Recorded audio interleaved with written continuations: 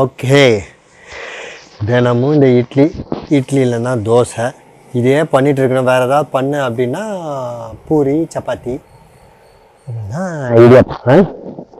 இதை தவிர வேறு எதுவுமே கிடையாதா? வேறு எதாவது பண்ணலாமே அப்படின்னு நமக்கே தோணினாலும் என்ன பண்ணுறது? அதுவும் வீட்டில் இருக்கிறத வச்சு அப்படின்னு தோணுதில்ல. என் அன்பு வணக்கம். ரொம்ப ரொம்ப சிம்பிளுங்க. உங்கள் வீட்டில் அவள் இருக்கா? அப்புறம் என்ன, ஸ்டார்ட் பண்ண வேண்டியது தானே?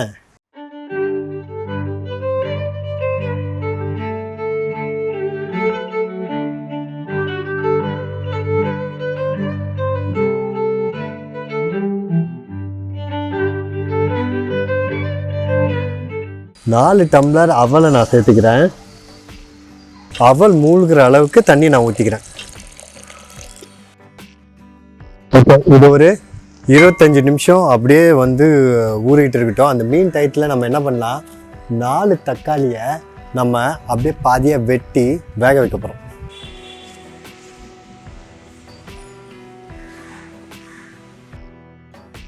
அதோட உங்கள் காரத்துக்கு ஏற்ப காஞ்ச மிளகாய் சேர்த்துக்கோங்க. நான் ஒரு 6 மிளகாவை சேர்த்துக்கிறேன். ஓகே, இது அப்படியே ஒரு 15 நிமிஷம் நல்லா கொதிக்கட்டும். அந்த கேப்பில் நம்ம என்ன பண்ணலாம், ஒன்றுமே இல்லை. இது ஆல்ரெடி நான் 20 மினிட்ஸ் சொல்லியிருந்தேன். இன்னும் ஒரு 10 நிமிஷம் பேலன்ஸ் இருக்குது. அந்த கேப்பில் நான் இந்த டிப்பு சொல்லிடுறேன். அது என்னென்னா, அவல் நிறைய அவல் இருக்கும்.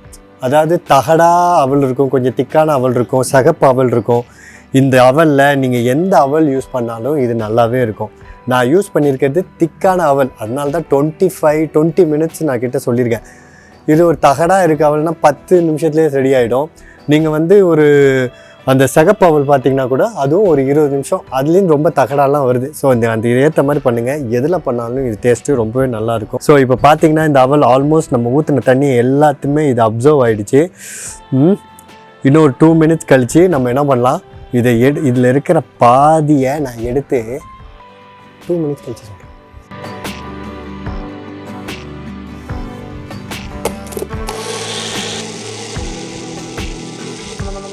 இப்படி பாதி அரைச்சதுக்கு அப்புறமா 2 டேபிள் ஸ்பூன் நான் தேங்காய் எண்ணெயை சேர்த்துக்கிறேன். சேர்த்துட்டு ஒரு 2 செட் சுற்றிக்கலாம். அரைச்சாச்சு. இந்த அரைச்சதை நல்ல மைய அரைச்சாலும் பிரச்சனையே கிடையாது. நான் மைய தான் அரைச்சிருக்கேன். இதை பாருங்கள் எவ்வளோ மைய அரைச்சிருக்கேன்னு. இதை நான் இந்த அவலில் சேர்த்துக்கிறேன். இதில் நான் என்ன பண்ண போகிறேன், தேவையான உப்பை சேர்த்துக்க போகிறேன். தூள் உப்பை தான் நான் சேர்த்துக்க போகிறேன். சரியா?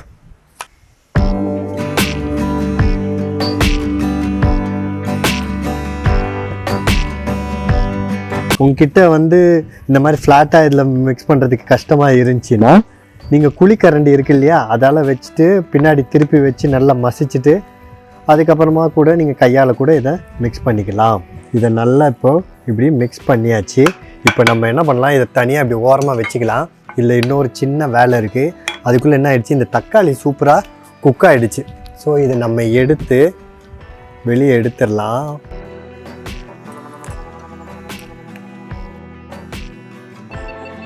இது சுட சுட தான் இது எடுக்கணுமா, என்னால் இவ்வளோ சூடாக ஹேண்டில் பண்ண முடியாது. நான் என்ன பண்ணிட்டோம் அப்படின்னா, ஒரு பிரச்சனையும் இல்லை, ஆறுனது கூட எடுக்கலாம். அப்பயும் இது ஈஸியாக தான் வரும். எனிஹாவ் நம்ம ஆறுனதுக்கப்புறம் தான் இதை அரைக்க போகிறோம். ஸோ நான் எல்லாத்தையும் எடுத்து வச்சுட்டேன். இது தனியாக இப்படி இருக்கட்டும். மீன் டயத்தில் இது ஆற கேப்பில் நம்ம என்ன பண்ணிக்கலாம், நம்ம அவல் வச்சுருந்தோம்ல, நல்லா மிக்ஸ் பண்ணி வச்சுருந்தோம்ல, சூப்பராக ஒரு ஃப்ளேவர்ஃபுல்லாக ஒரு தாலி போட்டுக்கலாம். அதுக்கு நான் முதல்ல என்ன பண்ண போகிறேன், எடுத்து இதை அடுப்பில் வச்சுட்டு ஒரு 2 டேபிள் ஸ்பூன் நான் எண்ணெயை சேர்த்துக்கிறேன். இந்த எண்ணெய் காயத்துக்குள்ள கடுகு, உளுந்தப்பருப்பு, கடலைப்பருப்பு எல்லாத்தையும் நான் எடுத்துக்கிறேன். 1 டீஸ்பூன் கடுகு, 1/2 டேபிள் ஸ்பூன் உளுந்தப்பருப்பு, 1/2 டேபிள் ஸ்பூன் கடலைப்பருப்பையும் நான் சேர்த்துக்கிறேன். 1 டீஸ்பூன் ஜீரகம். இந்த மாதிரி செவந்து வர டயத்தில் நம்ம கேஸ் ஆஃப் பண்ணிவிட்டு கருவேப்பிலை போட்டு நம்ம இறக்கலாம்.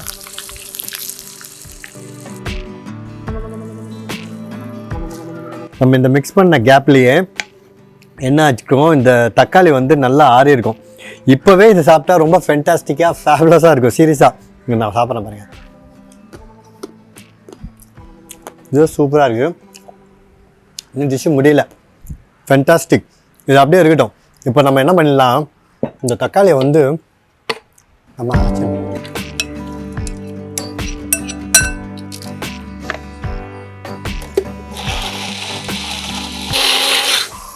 ஓகே, இந்த மாதிரி பாருங்கள், நல்ல மைய இந்த மாதிரி நல்லா அரைச்சிருங்க. ஸோ அரைச்சிட்டதுக்கப்புறமா ஆல்மோஸ்ட் எல்லா வேலையும் முடிஞ்சு. Taste fabulous. ஒரு ஸ்பைஸியாக இருக்கும் இந்த இது. உங்களுக்கு ஸ்பைஸியே வேண்டாம் அப்படின்னா ஸ்பைசி நோட்டை கம்மி பண்ணி பண்ணலாம். அப்பயும் இது நல்லா தான் இருக்கும். இதில் 1 டேபிள் ஸ்பூன் நான் எண்ணெய் சேர்த்துக்கிறேன். எண்ணெய் நல்லா காஞ்சிருச்சு. அரை இன்ச்சு இஞ்சியும் ஒரு 6 பூண்டு பல்லையும் பொடியாக நறுக்கி வச்சதை சேர்த்துக்கிறேன். இஞ்சி பூண்டு இப்படி லேசாக செவந்து வர டயத்தில் நம்ம அரைச்சி வச்சுருந்த தக்காளியை சேர்த்துக்கலாம்.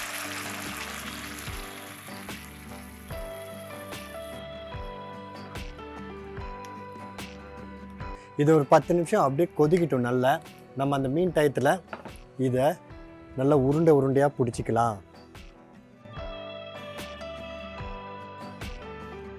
எல்லாத்தையும் உருண்டையாக பிடிச்சி வச்சாச்சு. இது உருண்டையாக தான் நீங்கள் பிடிக்கணும்னு அவசியமே இல்லை. நீங்கள் உங்களுக்கு என்ன கொழுக்கட்டை மாதிரி அப்படியே ஈஸியாக அப்படி பிடிச்சி வைக்கணும், அதுதான் அது ஈஸியாக இருக்குன்னா நீங்கள் அதை பண்ணிக்கலாம். உங்களுக்கு என்ன ஷேப் வேணுமோ நீங்கள் அதை பண்ணிக்கலாம். சட்னியும் நல்லா கொதித்து நல்லா சுண்டிருச்சு. இதுதான் நமக்கு தேவை. இப்போ உருட்டினதை எடுத்து நம்ம அப்படியே சேர்த்துக்கலாம்.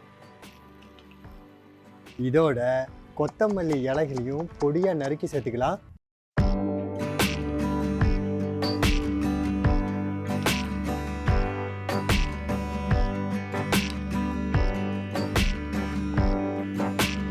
எவ்வளோ ஒரு ஃபென்டாஸ்டிக்காக ஒரு ஃபேப்லஸாக வந்துருச்சு பாருங்கள். ஓகே, இந்த டிஷ்ஷில் சின்ன சின்ன விஷயம் நீங்கள் இப்படியும் பண்ணலாம், அப்படி பண்ணாலும் இது ரொம்பவே நல்லாயிருக்கும். என்கிட்ட இந்த சட்னி அரைக்க முடியலங்க, நோ ப்ராப்ளம். உங்கள் வீட்டில் தக்காளி சட்னி நீங்கள் ரெகுலராக நீங்கள் வீட்டில் பண்ணுற தக்காளி சட்னி பண்ணாலும் இந்த மாதிரி பண்ணி பாருங்கள், நல்லாயிருக்கும். வெங்காய சட்னி, கார சட்னி, இதுக்கெல்லாம் பர்ஃபெக்டாக இது மேட்ச் ஆகும். இதே பாணியில் பண்ணி பாருங்கள், சூப்பராக இருக்கும். அதே மாதிரி இப்படி டாஸ் பண்ணிவிட்டு ஏதாவது ஒரு மூடி போட்டு ஒரு 5 மினிட்ஸ் வச்சுருந்து அந்த ஃப்ளேவர் இன்னும் நல்ல ஊறி அப்படி பண்ணாலும் இது நல்லாயிருக்கும். இது நல்ல ஒரு ஃப்ளெக்சிபிளான ஒரு விஷயம். இப்படியே சாப்பிட்டாலும் இது ஆப்டாக சூப்பராக இருக்கும். இல்லை ஒரு தட்டை போட்டு மூடி ஒரு ஸ்டீம் மாதிரி பண்ணிவிட்டு ஒரு 5 நிமிஷம் கழித்து சாப்பிட்னாலும் அப்போயும் இது ரொம்பவே சூப்பராக இருக்கும். அப்புறம் என்னது, பிடிச்சிருக்குல்ல, அப்போது ஷேர் பண்ணிவிடுங்க. ஏன்னா life is better with we share.